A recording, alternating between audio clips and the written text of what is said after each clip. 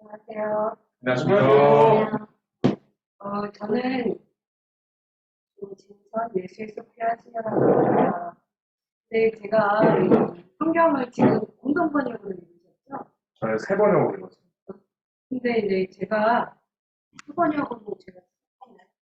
네, 보내주시죠. 근데 이제 제가 그 대한성서공회 홈페이지에 들어가서 세 번역으로 읽고 그리고 저희 거랑 이제 카톨릭 세 번역이랑 차이를 느끼면서 또 다름에 대해서 생각을 하게 됐어요. 그래서 지금 읽으셨으니까 제가 가톨릭 거를 한번 읽어드릴게요. 네. 대한성서공회 거기서 세 번역에는 평화의 나라로 되어 있었어요.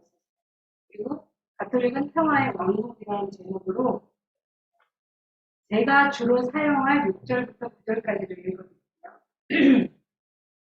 그때가 새끼양과 함께 살고 표범이 새끼 염소와 함께 지내리라. 송아지가 새끼 사자와 더불어 살쪄가고 어린아이가 그들을 몰고 다니리라. 암소와 곰이 나란히 풀듣고 그 새끼들이 함께 지내리라. 사자가 소처럼 여물을 먹고 젖먹이가 독사굴에서 장난하며 젖떨어진 아이가 살모사굴에 손을 대리리라. 나의 거룩한 산 어디에서도 사람들은 악하게도 패덕하게도 행동하지 않으니 바다를 덮는 물처럼 땅이 주님을 알므로 가득할 것이기 때문이다. 얼마 전에 목사님으로부터 이제 하늘별 부탁기와 특강, 저는 이제 나눔이라고 표현하고 싶은데요. 그 부탁을 받고 이 성경을 읽으면서 대한성서공회 홈페이지를 들어가서 읽으면서 똑같은 성서를 똑같은 한국말로 번역을 했는데 이 개신교와 또 가톨릭의 사이에 이걸 들으면서 처음에는 이제 잘 안 들어왔어요. 그래서 낯설었어요. 그러면 자칫하면 성소수자를 이렇게 저런 성소수자 관련해서 많이 이렇게 일을 하다 보니까 왜 차별과 배제가 일어나는가 했더니 낯설어서 그래요. 자꾸 접촉해야 돼. 그래서 저는 이제 가톨릭 교회 안에서 틈만 나면은 그 동성 혼인에 대해서 자꾸 이야기를 해요. 왜냐하면 동성이 혼인하는 거에 대해서는 너무 아직도 불편한 게 많거든요. 예를 들어서 제가 굉장히 개방적으로 생각을 하고 항상 성소수자 관련해서 뭔가 적극적으로 해보려고 했고 그래서 가톨릭 성소수자 그룹 한 그룹을 이제 저희 신여원 피정의 집에서 첫 모임을 하게 됐는데 그 리더가 저에게 파트너를 데리고 와서 와이프예요 이렇게 하는 거예요. 레즈비언이거든요.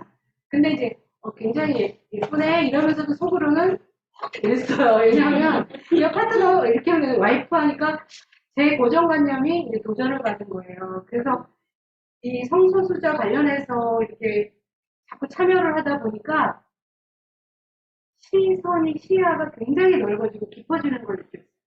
세상을 보는 세계관. 얼마나 협소한 세계관으로 우리가 살고 있어요.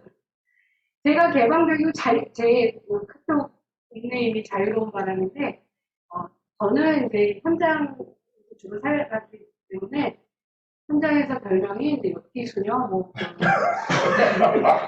엽기수녀가 짱돌, 불짱돌 수녀라고 그러는거예요. 그래서 좀 보통 수녀들 같지 않고, 굉장히 저는 자유롭고 그런 성향인데도 불구하고, 제 안에 수많은 경계가 있다는 걸 체험하게 해준 정말 고마운 하느님의 선물이었어요. 성소수자들이. 그리고 우리의 이 성소수자라는 개념이 얼마나 협소한가도 알게 됐고 세계관이 내가 왜 이렇게 좁게 살았나 이랬는데 이 목사님께서 이 예배 순서지를 딱 보내셨는데 울었어요. 이 언어와 이 언어 표현이라든가 이게 좀 가톨릭 교회에서 여기 이렇게 내부고발 해도 되는지 모르겠어요.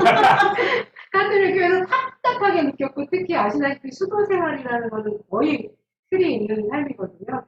근데 저는 거기서 적응하느라고 얼마나 힘들었겠어요.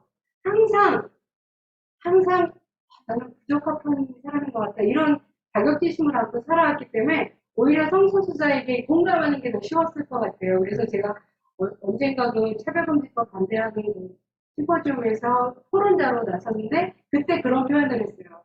저는 그 수녀를 대표하는 인물이 절대 될 수 없다. 부정적으로 수녀들에 대한 선입견이 다들 있으시고 수녀는 경건하고 거룩하고 굉장히 이렇게 뭐 잔잔하고 이런 사람들인데 저는 거의 활동가 수준이거든요. 그런데 이제 활동가로 살면서도 저는 수도 생활이 좋았어요. 그러나 수도 생활을 갖고 있는 그 구조에선 제가 항상 소수자죠.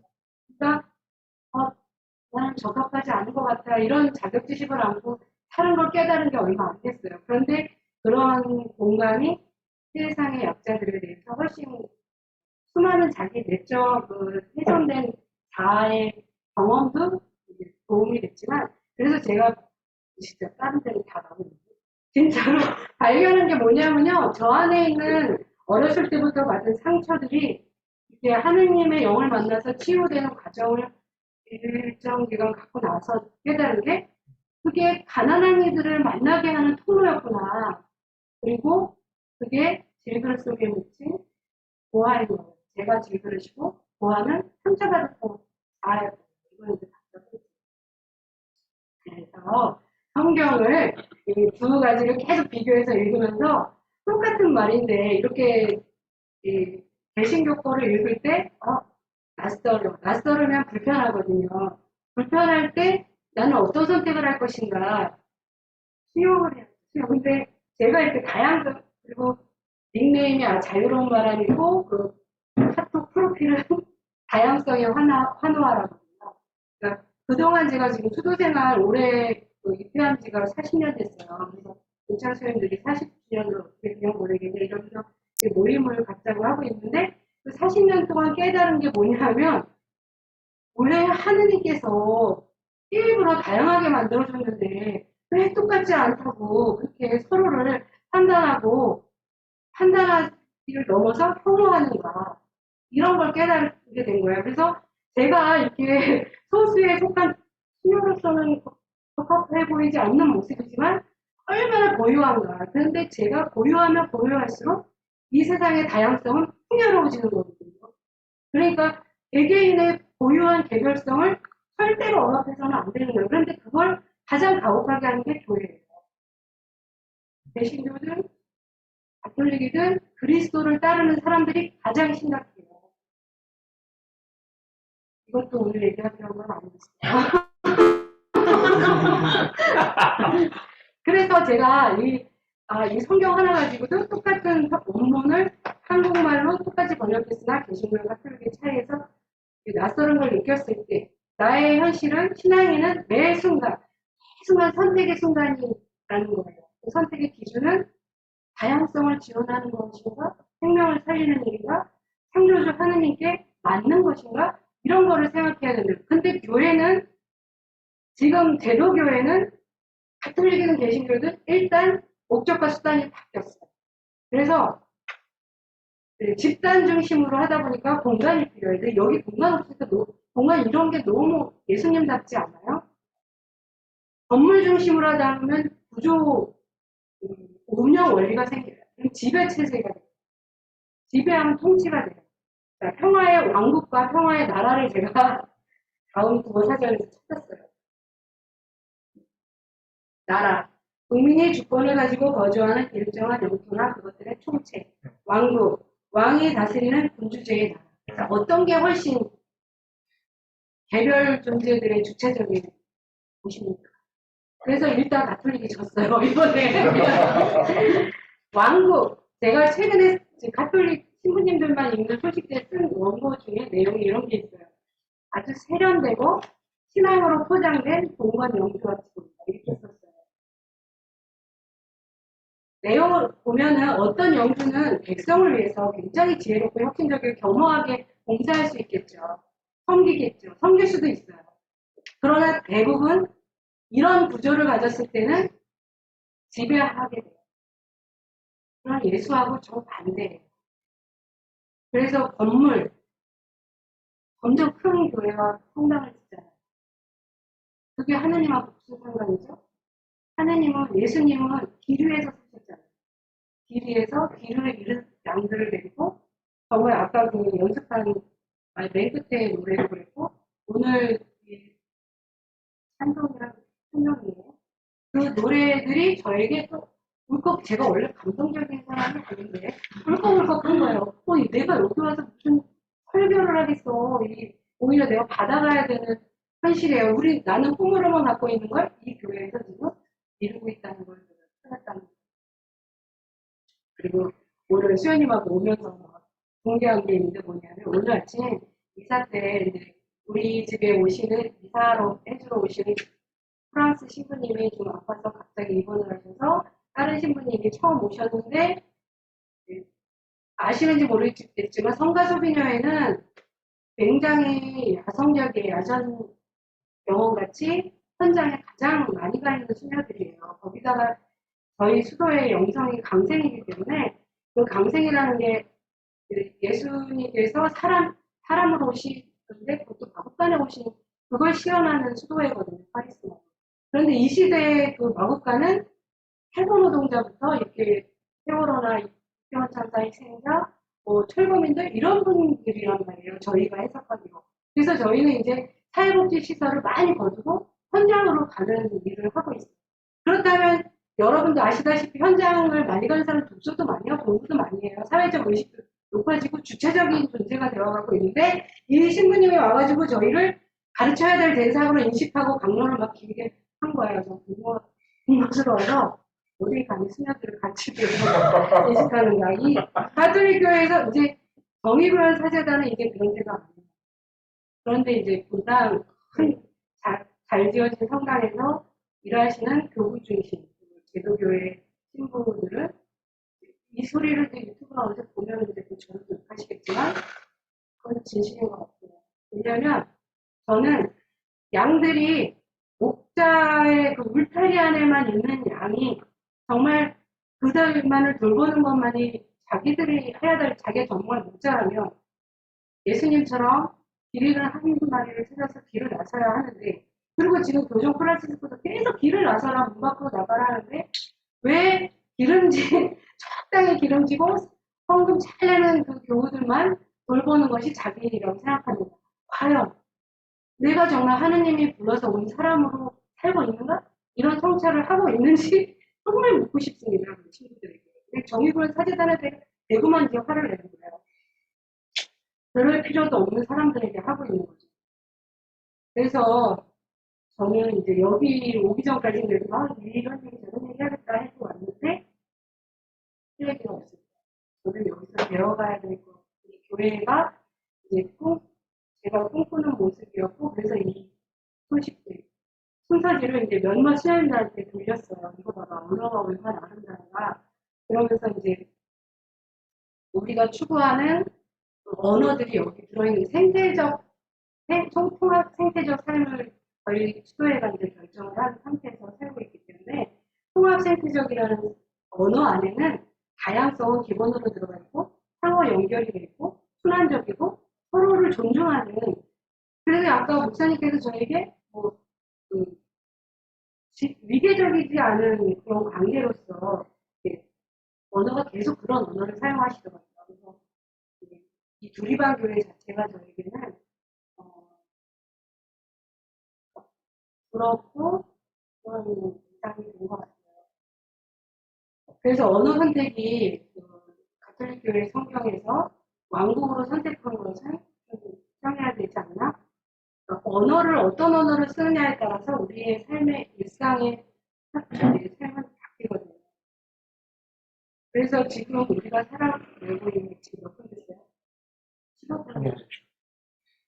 지금 우리가 살고 있는 지구 현실이 정말 창조주 우리가 섬기고 있고 유일신으로 알고 있는 하나님께서 원하시는 현실인가? 그것과 우리가 살고 있는 교회 현실이 정말 예수 그리스도께서 꿈꾸신 교회 공동체의 모습인가? 이런 질문을 하는 신앙인들이 되어야 하지 않을까. 그래서 그 교회 개혁의 날짜 어떤 수요님은 저에게 기독교 변혁이라는 표현 처음에 있잖아요. 이 말 너무 좋다고.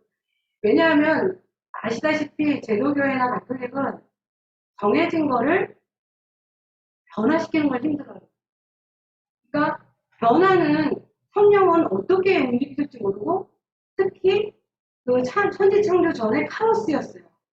카오스는 창조를 이루는 전제 조건이에요. 근데 카오스를 너무 힘들어해. 일사불란하게 움직여야 돼. 그러면 통치하는 사람은 편하죠. 하느님은 상관없는 일이거든요. 그래서 그런 의미에서 이제 남미 교회에서도 그 소공동체 운동을 제가 했던 거를 기억하고 있지만 그게 한국으로 들어와서 한국 카톨릭에서도 많이 시도를 했으나 그게 이제 사라졌다는 걸 알고 있어요. 왜냐하면 동관여부가 있어요. 신자들이 저희 교회는 신자들이 주도적으로 한국 가톨릭은요 세계 어느 교회에서도 찾아볼 수 없는 역사가 있어요. 성직자가 없으니까 평신도들끼리 스스로 교회를 만들었어요. 그건 저는 메시지라고 생각하는데 평신도 신학자와 성직자 신학자가 설 자리가 달라요.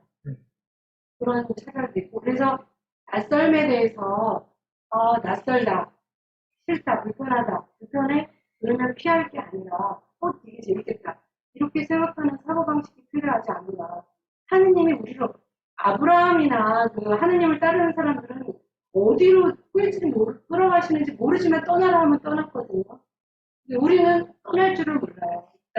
이따가도 이제 말씀을 드리겠지만 변화를 무서워하기 때문에 결코 이 안에는 변화를 무서워하면서 고정된 교회 안에서 어쩌면 하나님이 안 계실 수도 있다는 거예요. 하나님은 가난한 이들에게 가서 함께하고 계실 거라는 생각이 제가 현장을 다닐 때 그랬어요. 수녀원이 너무 편안하니까 밖에 나가면 피 튀기는데 여기는 너무 편안하니까 하나님은 저기 계시지 않을까? 그게 마태복음 25장 40절이잖아요. 가장 보잘것 없는 이가 나 같다고 이렇게 말씀하셨죠. 그래서 마지막으로 이게 너무 딴 데로 많이 빠졌기 때문에 간단히 정리하자면 그리스도교는 공동체 영성이라고 우리는 알고 있습니다. 그 공동체는 그리스도교는 본질적으로 파견을 위한 공동체지 모임 자체가 목적인 공동체가 아니에요. 모임 자체가 목적일 때 공간이 필요해요. 그리고 구조가 필요하고 지배 원리가 필요해요. 운영 방식이 결코 평등하지 않아요. 그래서 목적과 수단이 바뀌었기 때문에 그걸 바꾸자는 거죠. 그게 아마 개혁이랄 거라고 생각해요. 목적은 우리 교회의 목적은 세상에 곳곳에 하느님의 인자하신 얼굴을 보여주는 거예요. 하느님께서 너를 해방시키셨다는 너를 다 용서하시고 너를 살리셨다는 이걸 전해서 그 사람들로 하여금 막 용약하게 만드는 건데 지금 교회, 가톨릭 교회나 개신교나 교우들이 해방될까봐 걱정하는 사람들. 그래서 죄의식을 강조하죠. 죄의식 강조하면 무슨 일이 일어나요? 성분 많이 내죠. 하느님께 속죄하려고. 그거는 잘못 이해된 사역자, 우리로서는 사목자의 역할이에요. 잘못 이해됐어요. 그들은 그냥 예수님이 했던 나귀에 지나지 않아요. 성직자. 저도 마찬가지예요. 저희가 이렇게 어디 가서 밥을 먹고 있으면 신자들이 몰래 돈을 내주고 가는 경우가 있어요. 제가 누구길래 그러겠어요. 이 옷을 입었으니까 예수님 때문에 그렇게 하는 거잖아요. 근데 자칫하면 내가 예수님의 자리에서 당연히 받을 수가 있거든요. 그게 기존 교회의 성직자들 또는 저희 수도자들까지도 착각하고 있는 거라고 생각합니다. 그래서 이것을 이제 염두에 두고 나는 예수님을 예루살렘 입성하실 때 살았던 어린 나귀에 불과하고 나귀는 예수님을 모셔다 드리는 거지 내가 거기 가는 게 아니에요. 예수님이 또 예루살렘에 들어가셔서 뭐 하셨어요? 죽임을 당하셨죠. 우리도 그분을 따르는 사람이기 때문에 십자가의 운명을 피해서는 아무것도 이룰 수가 없어요. 그리고 그분에게 갈 수가 없어요.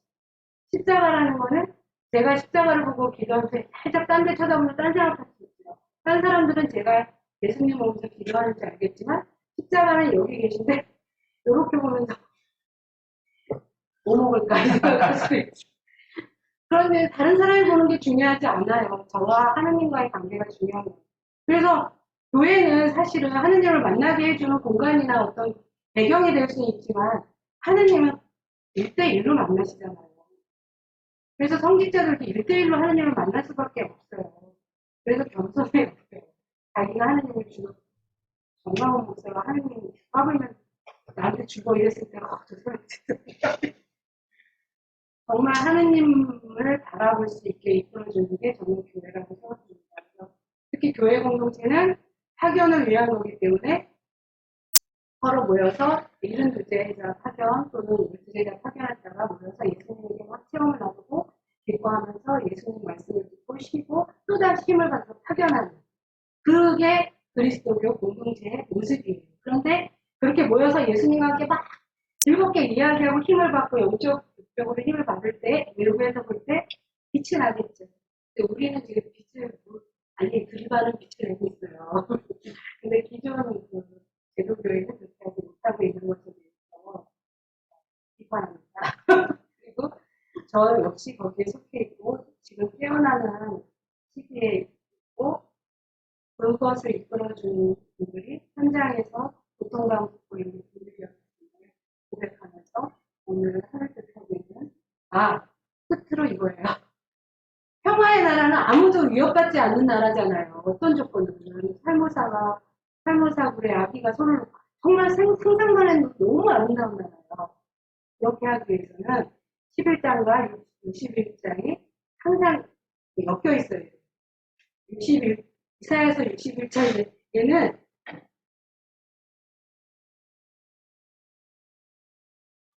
그런 나라를 이루기 위해서 그렇지 못한 이 현실에서 우리가 어떻게 해야 되느냐가 나와 있는 게 61장입니다. 그래서 주님께서 나를 보내셔서 가난한 사람들에게 기쁜 소식을 전하고 상한 마음을 싸매어주고 포로에게 자유를 선포하고 갇힌 사람에게 석방을 선언하고 주님의 은혜의 해와 우리 하나님의 보복의 날을 선언하고 모든 슬퍼하는 사람들을 위로하게 하셨다. 이 대목만 가지고 말씀을 드리자면 굉장히 유려한 문장이죠. 아주 그런데 가난한 사람에게 기쁜 소식을 전한다. 기쁜 소식이야 이렇게 전하는 건가요? 그들이 우리의 존재와 우리의 그들과 함께하는 동행을 통해서 그들이 기쁜 소식을 느껴야 되거든요. 그리고 상한 마음을 싸매어준다는 것은 그냥 싸매어주는 걸로 끝나는 게 아니라 그와 함께하는 거예요. 길을 같이 받고 고통을 같이. 그러니까 우리의 전폭적인 수신이 필요한 거예요. 그래서 문장은 두세 줄로 이렇게 끝나지만 우리의 온 삶이 이 안에 들어가야 됩니다. 예수님이 그러셨던 것처럼 내 생명, 내 피와 살을 내어주면서 그들에게 하느님도 이렇게 너에게 그걸 전해주는 게 이사야서 61장인데 우리가 이걸 해야 11장이 이루어진다는 거예요. 이렇게 간단히 읽겠습니다.